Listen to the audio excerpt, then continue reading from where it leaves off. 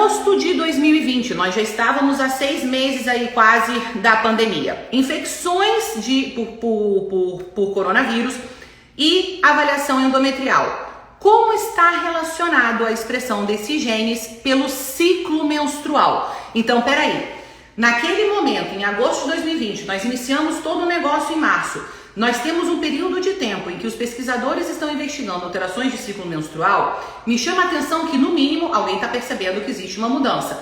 E todos os pesquisadores relacionados a isso já estavam percebendo-se que eu tinha informações já desde a década de 90 mostrando que o sistema renina-angiotensina-aldosterona ele era importante para a fisiologia endometrial. Portanto, situações em que interferem no sistema renina-angiotensina-aldosterona, que do ponto de vista macro, a gente vai falar, o objetivo da live não é dar aula sobre fisiopatogenia da infecção, mas para que vocês compreendam a inflamação e aumento de sangramento ou diminuição do sangramento com a infecção, que vocês compreendam que já estava aqui, com a pulga atrás da orelha aqui, ao examinarmos um tecido que tem a expressão dos receptores ACE2 e uma infecção, que o ponto principal é exatamente a conexão entre a proteína, que é uma proteína de superfície, que é a proteína spike, junto com o receptor, que é o receptor de ACE2, algo vai ter que acontecer nesse endométrio. Isso não passa despercebido pelo endométrio.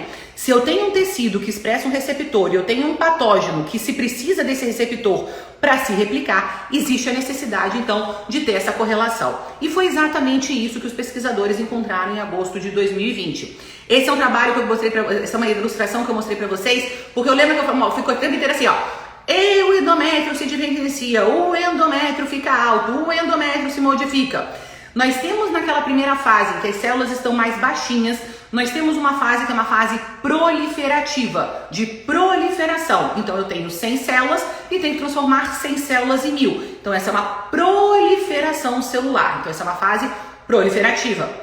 Nesse segundo momento, existe uma diferenciação celular, em que a gente chama de decidualização. São células endometriais que ficam altamente modificadas. Se você também é meu aluno, você já tem essa aula no Gestação Descomplicada, no Simplificando Exames e Suplementos na Gestação. Você tem essa na comunidade Obstetrícia Digital, você tem acesso à aula de decidualização. Mas esse tecido ele fica diferenciado, porque ele precisa ficar receptivo para a implantação do blastocisto. Então ele tem que ficar com células que são células que acumulam mais glicogênio, tem maior vascularização, por isso a importância da angiogênese. Ele tem que ter controle de trombose, porque ele não pode simplesmente aumentar a angiogênese sem ter controle, porque o sistema fibrinolítico ele tem alterações do sistema fibrinolítico nesse momento. Então todas as fases do ciclo menstrual têm sistemas e informações e sinalizações que são diferenciadas. E o que os pesquisadores encontraram em agosto de 2020? Tá vendo que tem uma plaquinha verdinha ali embaixo?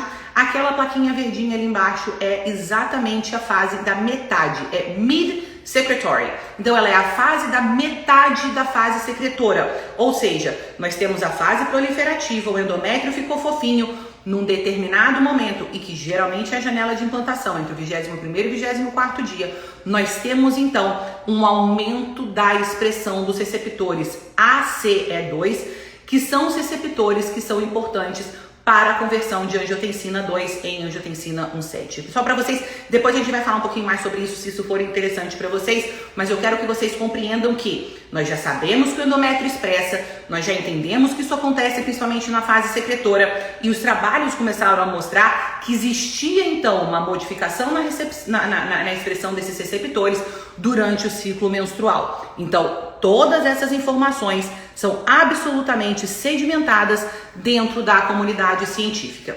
E aí vocês vão ver nessa ilustração aqui de baixo que exatamente nessa fase secretora, principalmente entre o 21º e o 24º dia, que é exatamente a metade desse período em que existe o aumento e o máximo da expressão desses receptores, num caso de situação de infecção viral, principalmente pelo coronavírus, a proteína spike se liga a esse receptor, e quando se liga a esse receptor, ele internaliza, ele sofre uma endocitose e ele então não consegue converter a angiotensina 2 e ela fica em níveis elevados.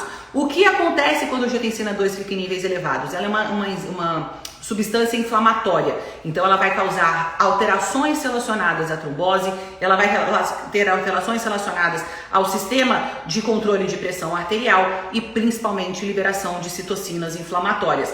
Isso é, de novo, isso é uma resposta fisiológica, mas que diante de uma infecção como a infecção por coronavírus, acaba levando a situações de hiperexpressão. Então, neste momento, uma infecção viral, eu estou falando de infecção inicialmente, uma infecção viral pela presença da proteína spike, ele vai se atrelar a esse receptor e ao se ligar a esse receptor, ele vai ter então alterações no ciclo menstrual, que nós conhecemos na prática clínica como situações de inflamação.